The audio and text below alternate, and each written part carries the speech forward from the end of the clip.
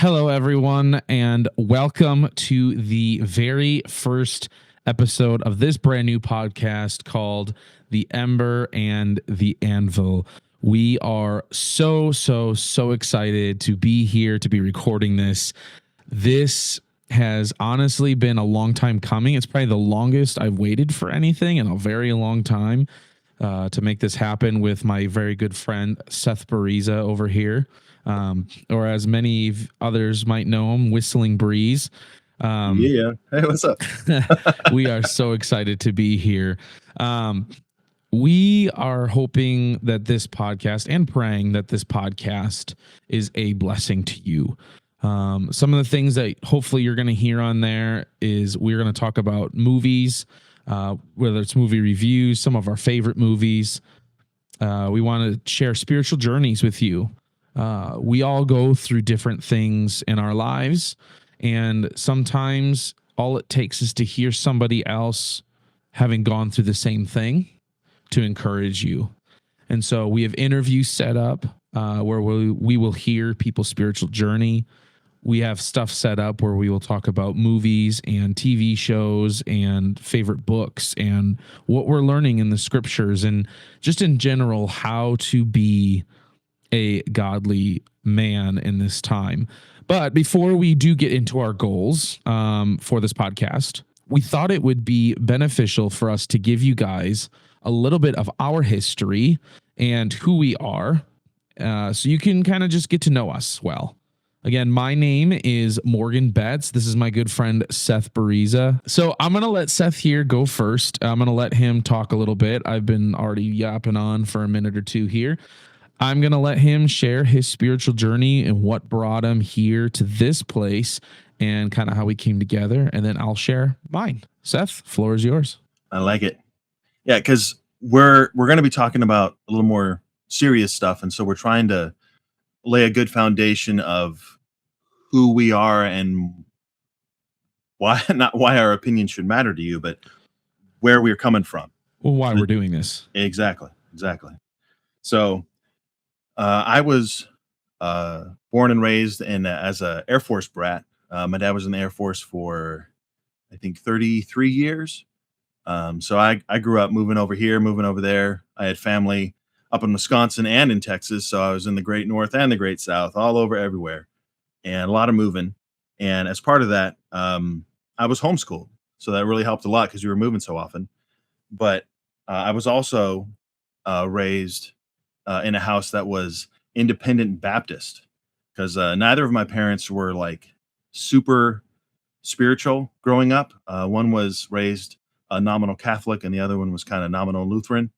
And they kind of fell in with these independent Baptist types, which if you know that, it's because they're independent, they don't really have a lot of oversight. So you can get people who are like straight out angels that are awesome and helpful. And then other people can go all the way to basically like a cult where it's no good at all. Yep. So I wouldn't say that I was in the worst of it. But I would say that some of it was a little more strict than what I would think is reasonable. So I grew up with, hey, you probably shouldn't go to movie theaters because you're giving money to Hollywood and they're no good. If you're going swimming, you should wear a shirt. Women shouldn't wear pants, that kind of stuff. Rock music is bad, rap music is bad. It's of the devil. I know. So and it wasn't like, hey, if you ever do this, you're thrown out. But there were a couple times where like we were at a church where they kind of cordially invited us to leave because we were dancing, but it was like waltzes and polkas and like old-timey dancing. That's wild. Yeah. And then there was another church where they were like, hey, you we were there for a while, and then they started using only the King James Bible. So they went, if you know what that is, it's a type of people who think that the only version that you can use of the Bible is the King James version, which is a version from 1611. But they don't use the 1611 version; they use a more modern version. But that's the one that they say you have to use it. Yep. there were some people that we were still friends with from the first and the second church, but some of them were like, "Ah, no, we don't want to hang out with you anymore." And then when I later on, I went to college up in Wisconsin, and that Yep. school didn't. It closed the year after I left. I was there for 3 years, and it closed the year after what would have been my fourth year. And that was it. I mean, there was a lot of factors going on, but um, that school it basically closed because they were changing because it was a Christian school, and they were changing how they were running basically the Christian part of the school, in particular the music, and they weren't really forthcoming about what they were doing, and so a lot of the parents who were sending their kids there weren't very happy about that. And then when I uh, after I had graduated from college, my parents separated, and then a year later divorced, and so growing up, it was much more conservative, much more. This is how it is. It's just that get on board. This is how it's going to go. But throughout my life, there was a lot of well, obviously that isn't how it is because there's some strong differences. Of some people are saying that this is what we should do, and other people are saying no. And it's not that one group of people is obviously right and the other one is obviously wrong, or these people are treating us well and these people are not. Um, So when I graduated from college, it was more of a crossroads for me where I was like, I don't think I want to be doing what I have been doing.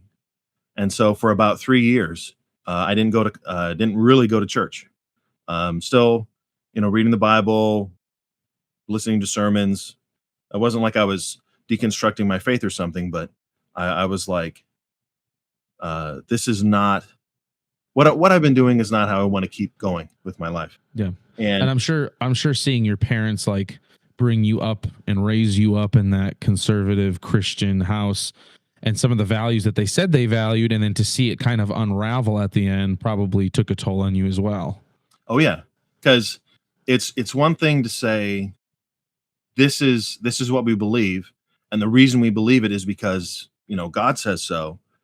But then as you get older, you can say, well, wait a minute, how do we know that God says this? Well, it's in the Bible. Okay, well, where in the Bible does it say this? Where like where in the Bible does it say that women can't wear pants? Right. Like what about that? It's like, well, that's the way we're applying it. It's like, but when they wrote it, they didn't even have pants. Only what was it? The Celtic people had trousers or trews or whatever they called them. So at that time, everybody was wearing robes. So Right. it's Right. it's more of a don't be trying to represent yourself as something that you're not.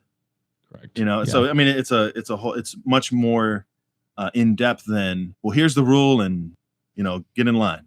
Yeah. And You kind of so had to figure out why do you believe these things, right? yeah, yeah. Why is this the way that it is? Right. And I can understand your application, but don't take your application of what God says and put it on the same level as what God says. Because in the end, that's basically what the Pharisees were doing. You're Right. saying, well, this is what we'd like to do, and this is how we're going to apply it. And so, if you do this, you're pleasing God. You're doing what God says. But that's not what God said. Graduated from college. Right. My parents have separated, and it's kind of sad to say, but thankfully, my grandmother had a stroke, and because of that, my aunt and uncle in Texas were gracious and opened their home to her, and they opened their home to me because I kind of took care of her for a little bit, for a few years, and it was a reminder to me that there are things that are important in life that you think are important in life that really are not that important, and in the end, they say you either die or you get old and then you die. Like that's that's what's going to happen. So if you're focusing on uh, what temporary things, and you think that's the most important thing of your life, you will be proven wrong. That is not the most important thing in your life. If you're living for yourself, well, you might have a nice time for a little bit, but that's not how you want to be remembered. You really don't. And even if you think, well, I don't care what other people think about me, it's like, well, there are some people that it does matter what they think about you. So, you talked about, you kind of went from this aspect of, you grew up in this household like this, your parents separated, you kind of came to I'm not going to church. I'll read my Bible and stuff. I'm not just going to believe what you believe because you say so, because you say, well, it's in the Bible. So you moved to Texas. You're kind of, like you said, not going to church, separated yourself from that for a minute, but you're still reading your Bible. You weren't deconstructing things.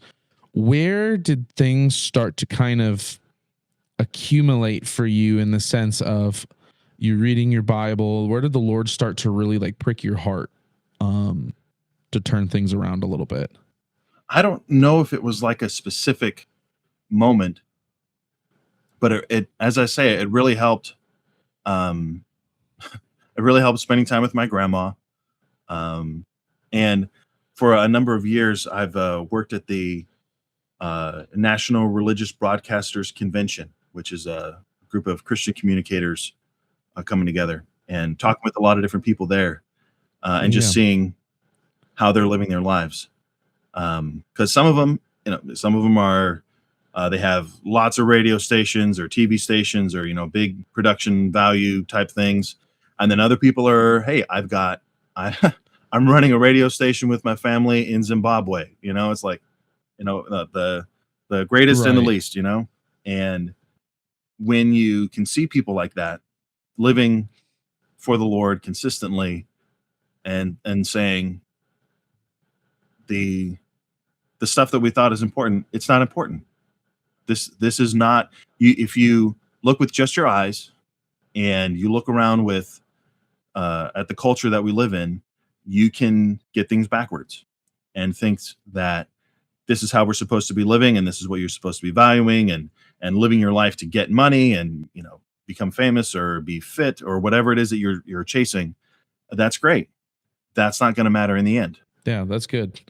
So I know, just because I know your story. So you're in Texas for a few years. You end up moving back to South Carolina, or South Carolina for the first time, because you went to college in South Carolina for a hot minute, didn't you? I did. I finished up in there.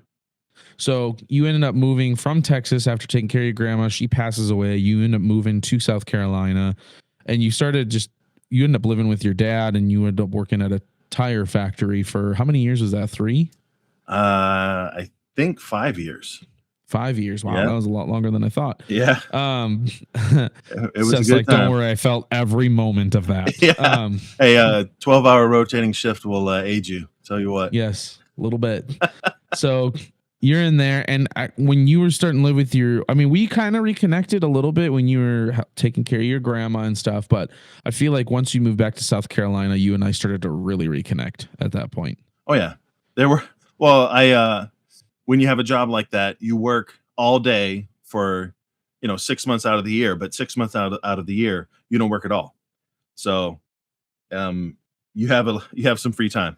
So, Just a little bit. but yeah, it was a good time. I think that was also a good part of I did a lot of growing there as well, because you had a lot of time to talk with your coworkers, and I was there during COVID, and it was Michelin, so it was not exactly the most conservative company, and so you're able to, or I was able to have firsthand experience talking with people and hearing their response to just because some people were genuinely afraid. They're like, oh, there's like a plague coming and we're all going to die. I was also there when I was there when they started the war in Ukraine, and the same thing where people were like, man, this is a war. I mean, this could be World War III, and they're actually shooting at each other. And so, like what I was saying before, it's a kind of a reset where you have to actually grapple with, what do I actually believe? What is actually important to me? And if this is it, what am I leaving behind? What is my life? What have I done with myself? And is this like is this something that I can be satisfied with, or do you look back and go, what have I done? What in the world am I doing? I need to change, you know? Yeah. So you kind of came to that crossroads, right? Like where you working at Michelin, you had an opportunity to either stay or ended up moving. Talk about that a little bit. Oh, well, I worked there for 5 years. It was rotating 12-hour shifts, and if you've ever done that, you understand it'll eat up your life.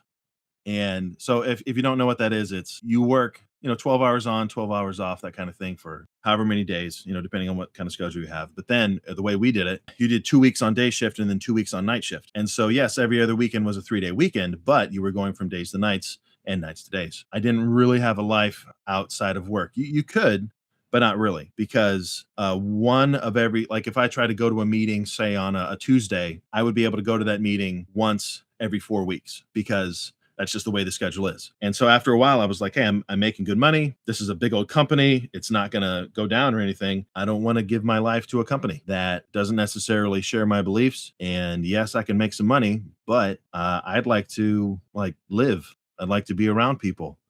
I'd like to be outside and, hang out with my family. And find a girl, get married. Find a girl. Yeah. And get married. Yeah. Give me however many days. Give me a month and a half and I'll be married. So, hey, it worked out.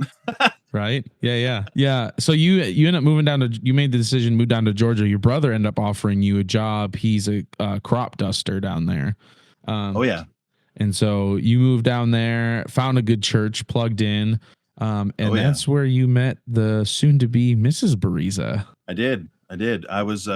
I've been here for a little over 2 years. And for the first year, people, maybe not the whole year, but for the first year, every now and again, someone would say, hey, you got to meet this lady. She works here at the church. You got to meet her. People were telling her the same thing. We literally did not see each other.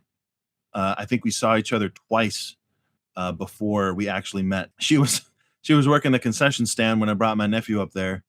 And then I was walking through the church and I saw her on the other side of the room. Yeah. And thankfully, I'm appreciative of it, but you've asked me to stand up in the wedding. I'll be down there February here with my wife. We've been married for about 11 years. I'll get into that. Super excited for you, man. Like to see your journey. When Seth talked about going to college in Wisconsin, that's where he and I met. He was a student. I am, what am I, 3 years younger than you are? I think 4 years? So. I'm 34. So yeah, I'm 3 years younger than you are. So I was still in high school at the time, but you and I made a really quick connection and have always stayed in touch. So super excited about that. Before I give my spiritual journey, as you look back on your spiritual journey, what would you say is like a highlight or two of that where you really, I don't want to say came back to the Lord, because you always said you always kept reading your Bible, but where like things kind of, you really felt like, okay, I'm in a good spot? I would say in particular, when I've started going to this church that I'm going to down here in Georgia. It's a Second Baptist Church in Warner Robins, Georgia. And you can really tell how the people are, how they behave, how they treat each other, how the I was about to say the management, but how the pastors and everybody, how they treat each other, how they talk to each other, how they talk with the people. And I think that sometimes you can kind of get your wires crossed when you are dealing with, say, like when you're at work and you have like a boss at work. Well, that's your boss. There's a difference in how you're supposed to be treating each other and hanging out outside of work and that kind of stuff. But when you're at a church, the pastor is not a boss. He's not like a separate above you kind of person. He's like the head servant. He's the shepherd. But our shepherd laid down his life for the sheep. And that kind of attitude is what they have at the church here, where it's like, well, yes, they do have the responsibility and they do have authority and all that kind of stuff, but they don't lord it over the people. They're not like, well, wash my car, so and that kind of stuff. And that goes back to the beginning where it's like, well, God says you have to do this. Well, why? Well, that's my personal preference, and therefore God says you have to do it too. It's like, what? That doesn't make sense. That's been a great blessing coming here. I'm very thankful. And I'm excited for you, man. Like to see, like I said, the way you've grown in your faith. So for me, I grew up in Wisconsin. I am a northern woods kid. And if you ask me to, I can talk like a northerner, and I do it on occasion just to make fun. But I grew up just north of Green Bay. I'm a huge Packer fan. I do like me some sports. I love baseball and football are the main two that I love. Grew up going to church ever since I can remember. The church that my parents found when I was less than a year old, I went to my entire life. One of my best friends, Micah, his dad was the pastor. That's how we ended up meeting. Like I said, you were part of a college group that was north of where I lived. They would come down every Sunday and Wednesday to be a part of church and be involved in the church in some way or another. Always grew up in the church. For me, when I was 6 years old, we had some of the college students talking in our children's group during Sunday morning worship. And I had prayed a prayer thinking I had given my life to the Lord, but it was more just for to please my parents and to see them excited. And it wasn't until I was actually it was 4 years later, I was 10. I don't actually remember what the pastor was talking about. I just remember getting home and talking to my dad, and I just had an honest moment with him. And I said, Dad, I don't think I'm saved. Like if I died today, I don't think I'd end up in heaven. And so he ended up walking me through the gospel, and I accepted Christ that evening when I was 10. And, for the most part, as all Christians do when they first come to Christ, they're on fire. They want to tell everyone about Jesus. But when I got to high school, it kind of faded out. One of the things that I struggled with since 7th grade is addiction to pornography. That was my big sin, if you want to call it that. And that kind of took hold of my life through high school, obviously middle school and high school. And it wasn't until I had gotten to college, I went for one semester down in Pensacola. I met my wife's identical twin. I had met my wife through that over Snapchat. That's a long story. I started talking to Angel, and I was able to kind of quit cold turkey. Not to say that the struggle isn't there, because we're all men. The struggle still exists and will until the day I die. But the Lord is graciously, I always call her my saving grace. So I met my wife, and we ended up getting married in 2014. And by the time we met and got married, it was a short 6-month period. Like I said, we just celebrated 11 years. We ended up living in Wisconsin for a few years. I was a mailman. My dad, growing up, he was always a mailman, city carrier for the United States Postal Service. Started to follow in his footsteps, decided that is not what I wanted to do. My wife is from Nebraska. That's actually where we currently live. I was asked by my brother-in-law down here to move down here and work for him at his dealership. And so we moved down here in 2016. The end of this year, 2026, will be 10 years I've been here, which is crazy to me. Moved down here, worked for Harvest for 7 years. And then so we started going to a church down here, Fremont Evangelical Free Church. And that church has been such a blessing to me in my spiritual life and just in the friends that I have there.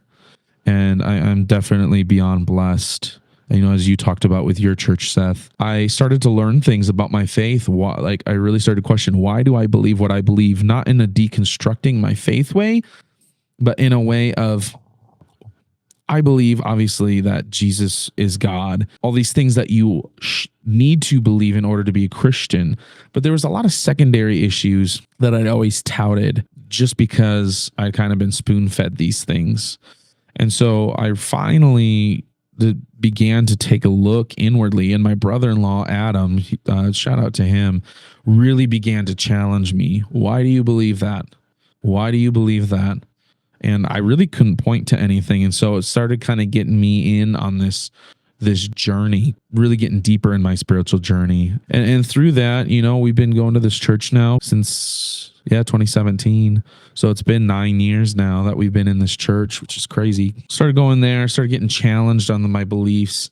And then after 7 years at Harvest, one day, just kind of blindsided, I ended up getting fired from Harvest. Something that I had known and my family had known for 7 years, was just suddenly gone. And that took a lot of spiritual encouragement from my friends and family. There's some songs that, one of the things that you guys will find out about me as this podcast goes is I love music as well. I know Seth does too. Josh Baldwin's Narrow Road, for some reason, really, really I clung to it. And then the Lord provided a couple different jobs for me to provide throughout. Graciously, the Lord had Angel working at Walmart at the time.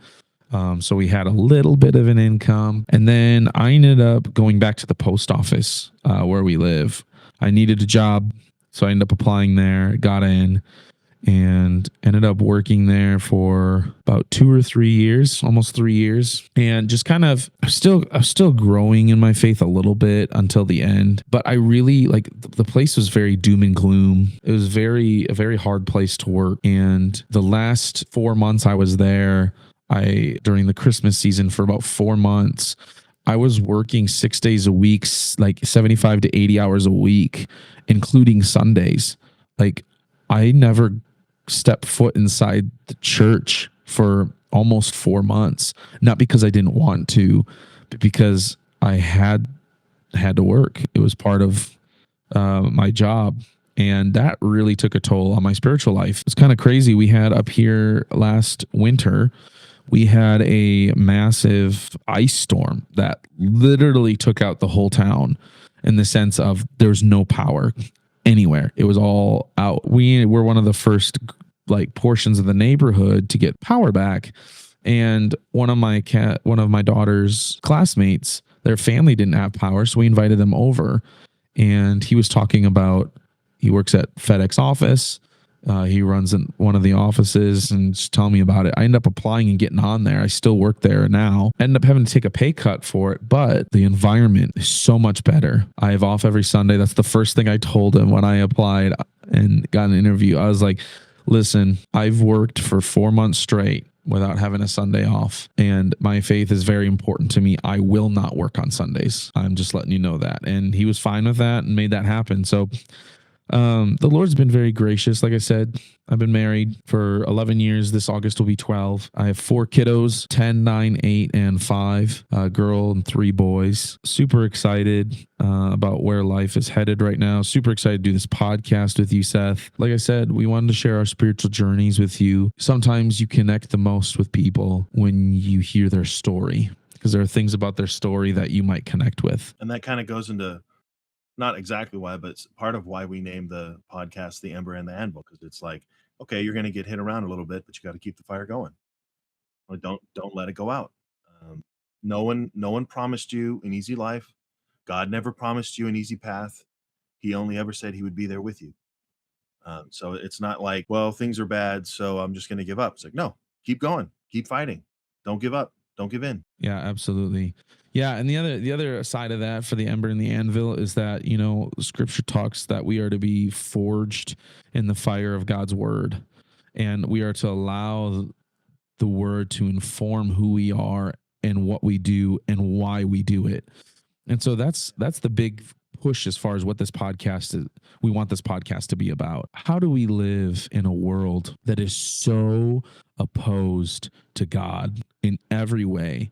No matter which corner you turn, God is being spewed out of the classroom, spewed out of government, spewed out of all these different areas. How do we, as Christian men and women, if you're listening, how do we live in such a way that allows us to stand up for our faith, emboldened, and at the same time honoring Christ? And so that's kind of our hope and goal in this, is that you would be encouraged by that, by us talking about different things, whether it's movie reviews or, what we're learning. And we're going to also have people on here as an interview of their spiritual journey, so you can kind of hear what they're going through as well. I think there's a great deception that a lot of us kind of grab onto, that whatever we're dealing with, we are the only ones who deal with it.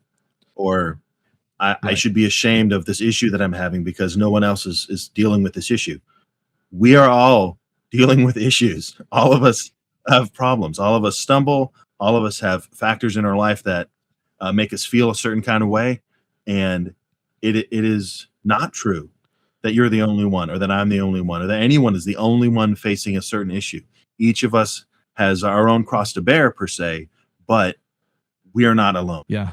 And that's one of the greatest lies that Satan will try to put into your mind is that you are the only one dealing with that sin. You are the only one carrying that guilt or shame. You are the only one dealing with that. There is nobody else that is out there that can help you. That's a lie. There are so many people that are struggling with the same exact thing, and they're believing the same lie you are. It isolates you. And that's what Satan wants, is for you to be isolated. Exactly. Why do you think God wants us to not forsake the assembling of ourselves together? It is good to be together. It is good to have community and fellowship, to be able to encourage each other in the word, and to be able to point out each other's sin lovingly, and to be able to confess our sins to one another. That's a good thing. Satan doesn't want that. Exactly. It's like iron sharpening iron. You got to chip away at the parts that don't need to be there. Yeah. When the blacksmith hits the anvil, right, and he's got the sword or whatever he's working on in there, right, that hammer is going to hurt. That hammer that's about to strike you is going to hurt. But in the end, the piece that God creates out of that is going to be beautiful, and it's going to be a tool that he can use in your life for his glory and for your good. The verse that we kind of want to run this podcast through is Micah 6:8. He has told you, O man, what is good, and what does the Lord require of you but to do justice and to love kindness and to walk humbly with your God. We want to do justice. We want to love mercy or love kindness. And most of all, we want to walk humbly with our God. And so that's what we hope we can convey through this podcast as we go. One of the things we did want to talk about tonight, just to lighten things up a little bit at the end here, is Lord of the Rings. We can't help but talk, like, see the fire and everything and not think about Lord of the Rings. Disclaimer, Seth and I here are complete and total nerds. Star Wars, Lord of the Rings, you name it, we love it. And so one of the things that we were talking about is how Lord of the Rings, J.R. Tolkien never meant to have his story be I guess you'd call it a type, right? Where you look at it and you can see gospel themes in it, but you can't help but read or watch Lord of the Rings and see themes. Seth, I know you were talking about this a little bit earlier as well. Oh yeah. Because as part of this podcast, we're going to not only talk about straight up spiritual stuff, but also about movies, TV shows, video games, whatever, that kind of stuff. And part of this will be kind of like what you were talking about with Lord of the Rings, that it may not necessarily on its face be like a spiritual thing, but it does have a spiritual message. It does have a spiritual impact on who you are. The media per se that you're consuming, it will inform and affect who you are as a person. I have a quote from a book that J.R. Tolkien wrote called On Fairy Stories, because most of the time, in my experience, when you bring up Star Wars or Lord of the Rings or something, and you're talking like you're a nerd, there's a lot of people who are like, well, that's just silly. That's just silly. You're being escapist. You're trying to get away from the real world. You need to grow up and come back to the real world with the rest of us, and put your hand to the plow and stop being childish. This week, actually, I heard this quote from this book, because I never read the book, but I believe you can get it wherever books are sold. You can probably find it for free online. It's On Fairy Stories by J.R.R. Tolkien, and it's a paragraph where he's talking about. It's about halfway through the book. He's already set up a whole lot of things, but I think it's pertinent to why we're talking through, why we are bringing in the more nerdy type things into a discussion of spiritual matters. I will now conclude by considering escape and consolation, which are naturally closely connected.